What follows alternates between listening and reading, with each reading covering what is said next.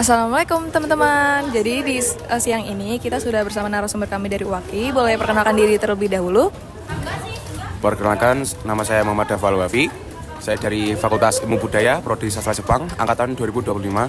Saya di UAKI menjabat sebagai staf ahli dan sudah 1 tahun di UAKI. Perkenalkan, nama aku Nadif Anfal Wafi, bisa dipanggil Nadif. Aku dari Fakultas Ilmu Komputer, jurusan Teknik Informatika, angkatan 2025.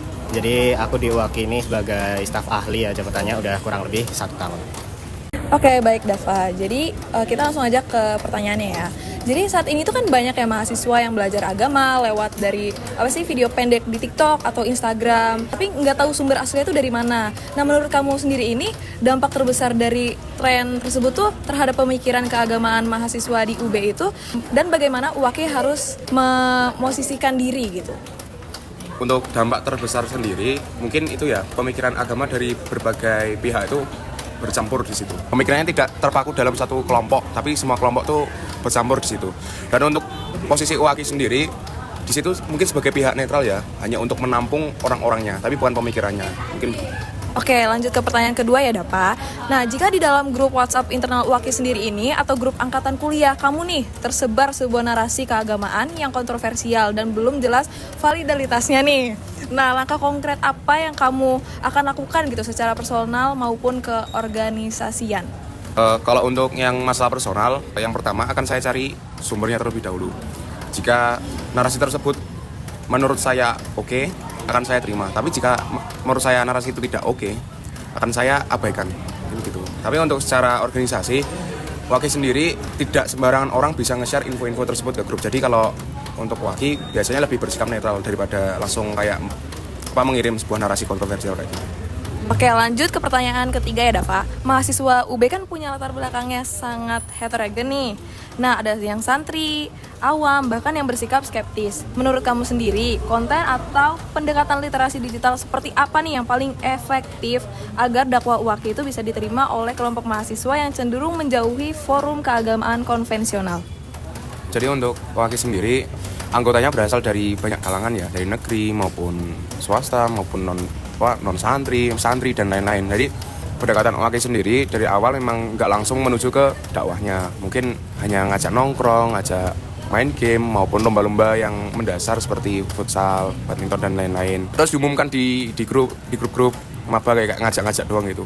Jadi nggak langsung ke konten dakwahnya. Nanti seiring waktu mungkin akan diselip-selipi bumbu-bumbu dakwah walaupun tidak langsung banyak, karena mahasiswa sekarang yang cenderung menjauhi konten-konten beragama yang sangat pekat gitu ya. Gini.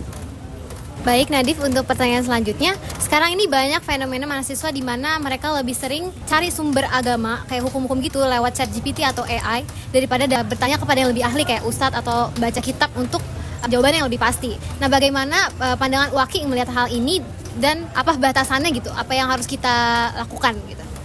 Oke, mungkin karena saya juga dari Fakultas Ilmu Komputer jadi tentang AI ini ya. Jadi AI itu sebenarnya sifatnya tuh lebih ke membantu teman-teman yang ada di Universitas Brawijaya ini buat memahami dakwah Islam itu bagaimana lebih gampangnya gitu. Nah, tapi sebenarnya untuk validalitasnya itu kayak gimana ya? Di AI ini sebenarnya kan bisa nampilin sumber-sumber terpercaya, tapi gara-gara kadang tuh orang-orang juga malas untuk memvalidasi sumbernya, jadi mereka akan menelan mentah-mentah. Nah, lebih baik AI itu sebagai gambaran awalnya aja kalau misalkan kita mau mencari informasi di AI.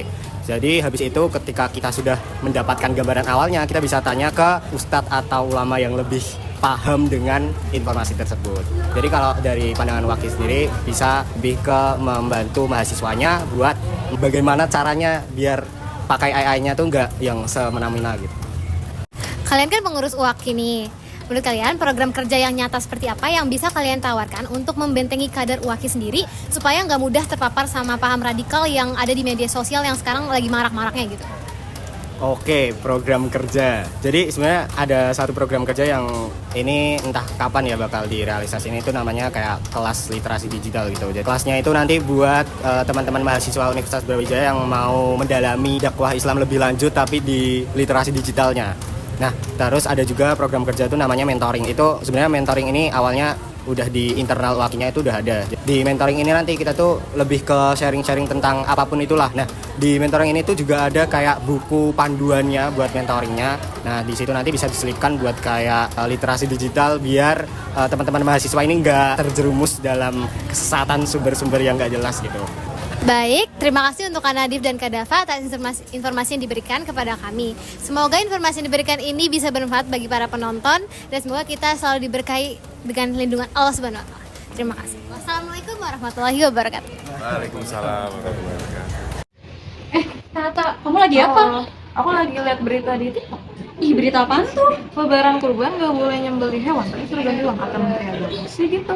Ih, kamu percaya berita kayak ginian? Ya percayalah, ini kan TikTok. TikTok kan selalu benar. Aduh, Tak, ini namanya hoax. Wah, cara tahu kita ini tuh hoax tuh gimana? Nah, berdasarkan surat Al-Isra ayat 36, dan janganlah kamu mengikuti apa yang tidak kamu ketahui. Nah, Allah di situ bilang kalau kita tidak boleh langsung mempercayai apa yang kita lihat dan dengar. Kita harus cari tahu dulu kebenarannya. Karena itu nantinya akan dijadikan pertanggungjawaban. Jadi, kalau misalnya nanti kamu ngeliat berita lagi kayak gini, kamu harus cari tahu dulu kebenarannya, faktanya. Oh, jadi ini hoax ya. Berarti aku gak boleh terpercaya dong kalau nonton berita lagi di TikTok. Iya. Oke deh, lain kali aku bakal cari dulu kebenarannya. Makasih ya Disha, udah ngasih tahu aku. Iya, lain kali kamu jangan kayak gitu ya. Kita harus cari tahu dulu kebenarannya. Oke, makasih ya Disha. Oke, dadah. Dadah.